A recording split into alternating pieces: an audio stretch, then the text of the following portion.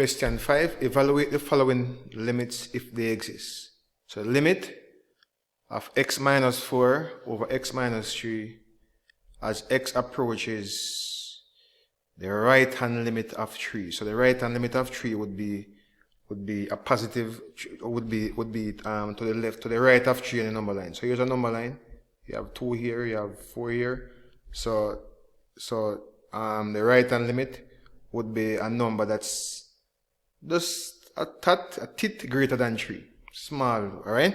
So, but still close to 3. So the limit, so I guess this would be equal to the limit of x of minus 4 over minus 3. Good? Now the numerator as x approaches, so I just do the substitution. Now the numerator would be minus 1, because I mean, if you have a number here, think of an example of a number like this would be something like 3.000000, and tons of zeros, and then make a 1. Alright, so it's approximately 3. So 3 minus 4 is negative 1. Now, in the same context here, think of this again as 3 point, and you have a large amount of zeros, and then a 1. Take away 3. Alright? Think of it like that. So what you'll end up with is actually minus 1. Is actually minus 1 over a very small number. A very small number. Alright, a very small number. That's almost 0. But the thing about this number, it will be a positive number. A minus 1 divided by a number is actually minus infinity. You get an extremely large number. Alright? And negative infinity. Negative number. Part 2. So limit, notice, of course, you always try direct substitution first. So replace x with 2, you get 2 squared, which is 4. Minus 5 times 2, that's minus 10. Plus 6 over replacing x with 2, so 2 minus 2. So you end up with 0 over 0. Obviously that's indeterminate. So we won't accept 0 over 0 as a solution. So what we'll do then is try and factorize the numerator. Notice the quadratic there. So let's try and factorize the quadratic there. X squared minus 5x minus 6. We can rewrite the middle term. We can factor by groups. So we can rewrite the middle term there as x squared minus 3x minus 2x. Since these two numbers add to give minus 5 and you multiply them, you get AC, which is positive 6. You factor by groups. First group, x into x minus 3. Second pair here, factor out minus 2. You end up with x minus 3. So the factors would be x minus 3 and the x minus 2. So we can rewrite the numerator. As, let's look at a rough work here. We can rewrite the numerator as x minus 3 into x minus 2. Quadratic factorize over x minus 2 over x minus 2. So x minus 2 divided into itself, we get 1. So we end up with the limit as x approaches 2 into x minus 3. Since x minus 2 into itself, divide out to give 1. Alright, and then replace the substitute 2. So we're now with 2 minus 3, which is equal to negative 1. Next, find the first derivative of the function near e to the x times cos x. So we can apply the product rule. Alright, so the first derivative, f prime x, we can use the product rule, differentiate e to the x, the first function. We get e to the x, we keep the cos x plus, and then of course we alternate. So this time we're going to keep the e to the x and differentiate cos x. We'll get negative sin x. Alright, and of course, if you wish, you could rewrite it by factoring out e to the x. In the bracket, you have cos x minus sin x. Or you can leave it as it was originally. Next, given that y is equal to 7 minus 2x squared over 3 plus x squared, show that dy by dx is equal to minus 26x over 3 plus x squared all square. So this is quotient rule. So dy by dx or f prime x, the quotient rule says we differentiate in numerator first. So we differentiate in numerator, we get minus 4x. Differentiate 7 is 0. Differentiate negative 2x squared is negative 4x. And we're going to keep the denominator. So restate the denominator. Minus, and then now we alternate. So this time we're going to differentiate a denominator. Differentiate 3, you get 0. Differentiate x squared, you get 2x. And we'll put back the numerator. All over, so this is a quotient rule here, all over the square of the denominator.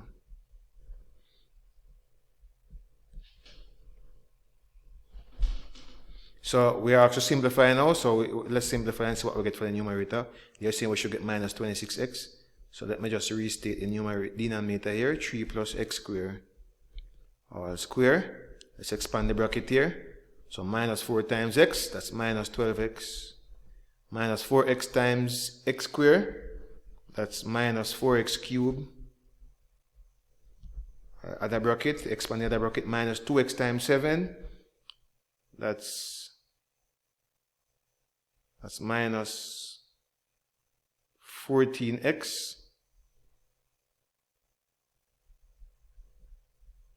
And minus 2x times minus 2x, that's positive 4x cubed, 4x cubed. So notice negative 4x cubed cancels with positive 4x cubed. So we're left with minus 12x minus 14x. That's minus, I don't keep the sign, that's minus 26x all over the denominator, 3 plus x squared all square. And notice that's exactly what we're asked to show using the quotient rule. Part C, a company's revenue R is based on its sale of X packs of gum per month and is given by R as a function of X, and we are given a function there. Find an expression for the rate of change of revenue. So rate of change of revenue is just a revenue differentiated, R differentiated. So we can differentiate R, and because it's divided, we're dividing here by a constant, we don't have to apply the quotient rule. So differentiate numerator, differentiate 50,000x, we get 50,000. Differentiate x squared, we get 2x. It's all over 10,000.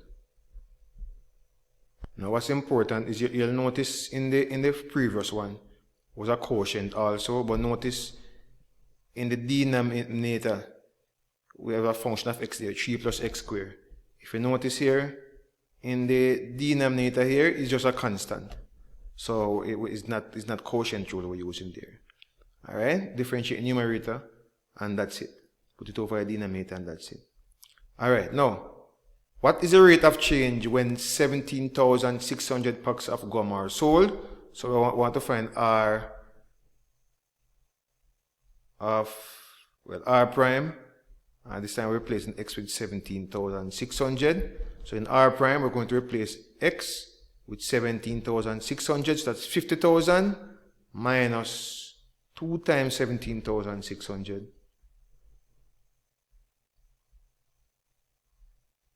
So it's 50,000 minus 2 times 17,600. I remember the numerator was 10,000, right? And that gives us, I'm getting 1.48. Alright, so a housing company's yearly profit, P, as a function of X, is given as a P equal to 2 log X, 2 log 2X plus 1. And P is, of course, is in million. Find P prime. So to find P prime, we simply differentiate the log function there. So P prime of x. And how do we differentiate a log function? Differentiate what's in the bracket, we end up with 2. Differentiate what's in the bracket, we end up with 2. And we put it over itself, alright? So 2 over 2x plus 1. And this would be 2 times 2. This would be 4 over 2x plus 1.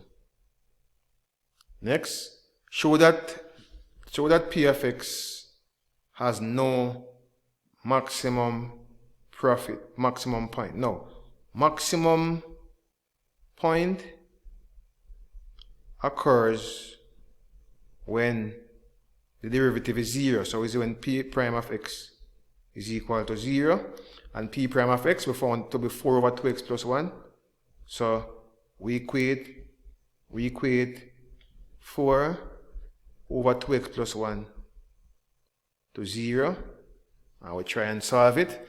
Notice if we try to solve this, let's say we multiply both sides by the denominator to get rid of the denominator. So 2x plus 1 times the left, 2x plus 1 times the right. What you'll end up with is 4 equal to 0, which is not possible. So not possible. Alright? So therefore no solution. No solution. So therefore no maximum point. Alright? No maximum point. Let's move on.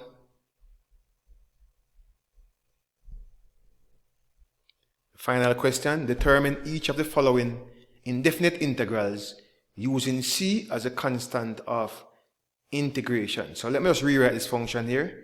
So this is 3 plus and 1 over root x. Remember root x is equal to x to the power of half. So 1 over root x is really 1 over x to the power of half. Indices, you bring it up, is x to the power of minus half. That's what we're integrating, alright? So integrate the constant 3, that's 3x, alright? Look at 3x as 3x to the power of 0, whereas x to the power of 0 is 1. Add 1 to the power, divide by 1, we get 3x. Alright? Here, add 1 to the power, we get x to the power of negative half plus 1, that's half. Divide by a half, alright, plus c. Alright, so this is equal to 3x plus, and then dividing by a half is same as multiplying by 2, right? So this is 2x to the power of half, or you could say 2 root x, because just want to get x to the power of half is same as root x, plus a constant. Next, integral of sine 3 minus 2x. So integrate sine. When you integrate sine, you actually get minus cos and 3 minus 2x. I will divide by the derivative of the bracket. The derivative of the bracket is minus 2. Think of it as right. So what you end up with is minus a half. So that you have with positive cos 3 minus 2x over 2, or half times cos.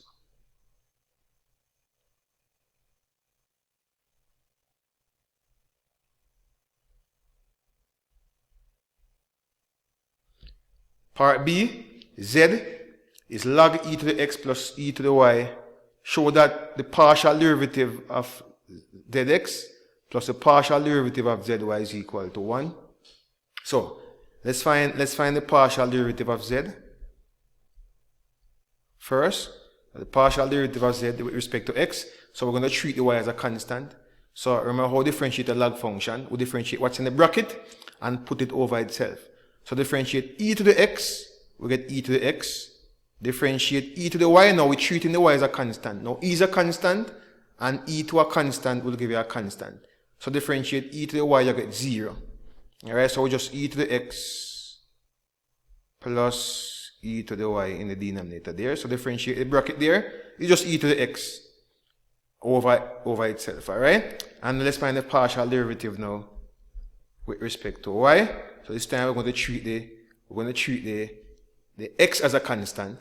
So differentiate the bracket, differentiate e to the x. Now since x is a constant, then e to a constant will be a constant. differentiate a constant, you get 0. Alright, so and then e to the y differentiated is just e to the y. So remember, for this, we're treating the x as a constant, and for the first one, we're treating the y as a constant. So it's same denominator. So we differentiate a log function, differentiate what's in the bracket, and put it over itself. Alright? So notice partial z plus with respect to x and partial z with respect to y is equal to what's partial z? E to the x over e to the x plus e to the y plus what's partial z with respect to y? E to the y over e to the x plus e to the y. And notice both of them have the same denominator. Both of them have the same denominator. E to the x, a common denominator there, e to the x, e to the y. So we can just add the numerators, since both of them have a common denominator. We can add the numerators. So notice e to x plus e to y divided by itself. Anything divided by itself is 1, other than 0. Alright, so this is 1. So it's proven. So this proof was quite easily done. Let's move on.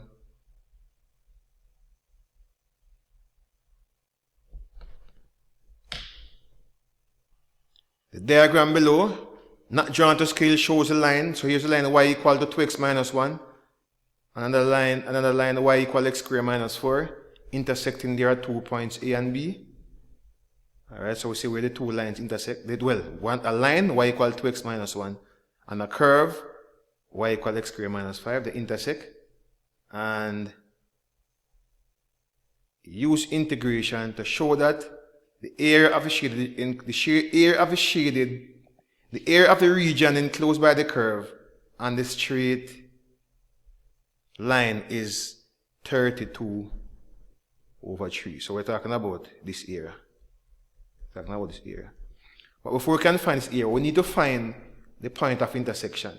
So we need to find where the values of A and B, at least the x values, where these two lines, because I want to know where the x coordinates for where the line and the curve intersect. So we can equate, we can solve, so we can equate both equations. So x squared minus 4 equated to 2x minus 1, since both of them are equal to y. So we solve simultaneously. Both of them are equal to y. Both of them would be equal to each other. Alright, so we can group everything on one side. So we have x squared minus 2x. And we have here now minus 4 plus 1. That's minus 3 equals 0. And if we can solve, if you can pause the video, factorize this, or you can use a quadratic formula. The factors would be x minus 3 and x plus 1. And if we equate both brackets to 0, we'll get x equal to 3 as a solution, x equal to 3.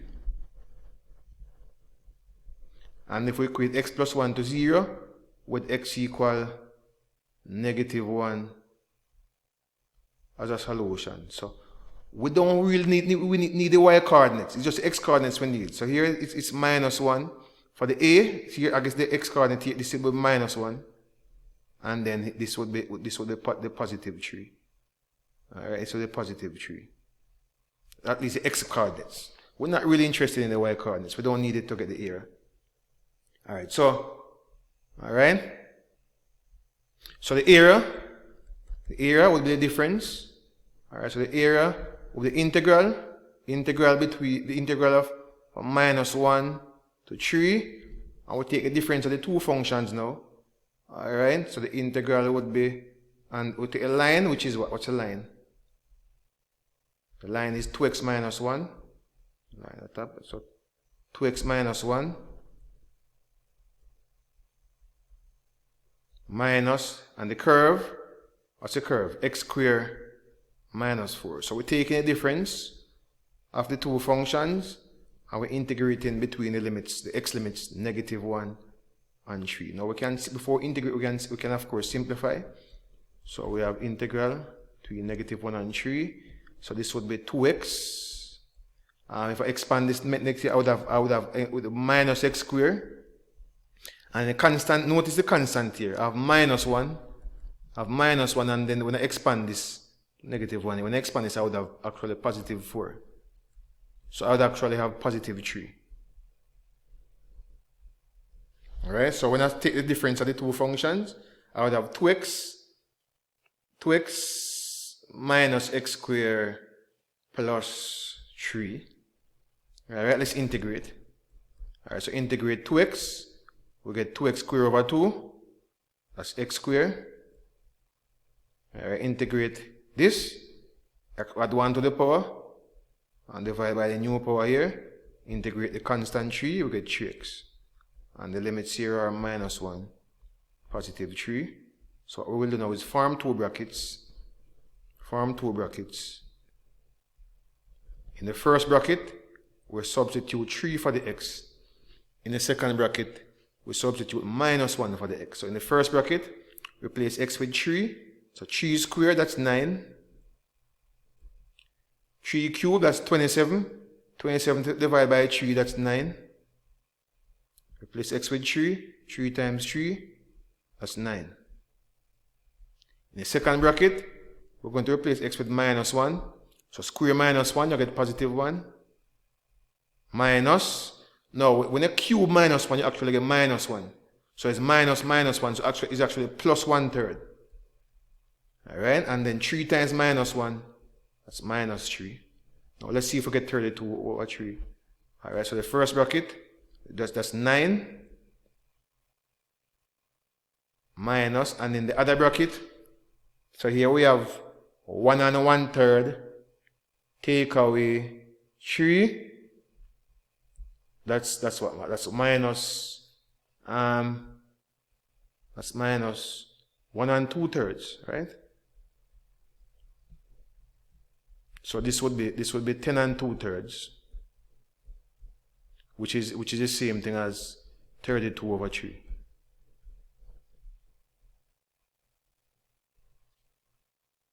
Now let's move on.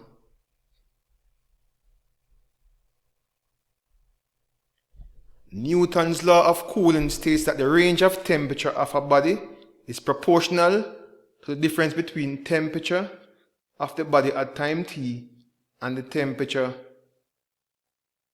T0 at the surrounding medium, and is given by a differential equation, and we're given an equation there, D, capital T there, and capital T there represents temperature, and the common T represents the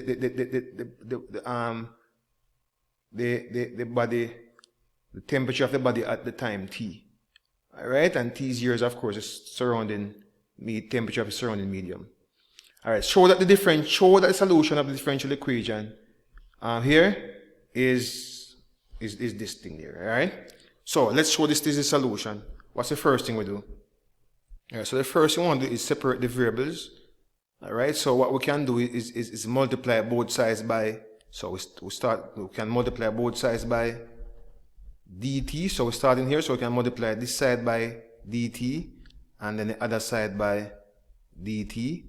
So we end up with just dt equal minus k into t minus t subscript 0 times dt. Alright? So of course now we can divide both sides by t minus t0. So divide both sides by t minus t0. Divide both sides by t minus t0. So what we'll end up with is now dt over t minus t0 equal to minus k dt. Come on, dt. Alright, so of course now we can integrate both sides. Integrate both sides. Let me do the right hand side first. Integrate, well, minus k, right? Integrate the left hand side. I end up with minus, with respect to dt, t, with respect to common t. I end up with minus kt plus a constant. plus a constant c there, right? And on the left hand side, it will just be ln t minus t subscript 0. And of course, t subscript 0 is a constant. So if we should check by differentiate t, you actually get 1. Differentiate t0, which is a constant, you'll get 0. So you end up with the original, what we have there above there. Alright? So integration by recognition there. So what next now? Now, what we can do is use one of the rules of logarithm. Notice from here, t minus t0, my ln is log is base e, right? ln is base e. So what's in the bracket is equal to e to the power here, kt plus the constant c.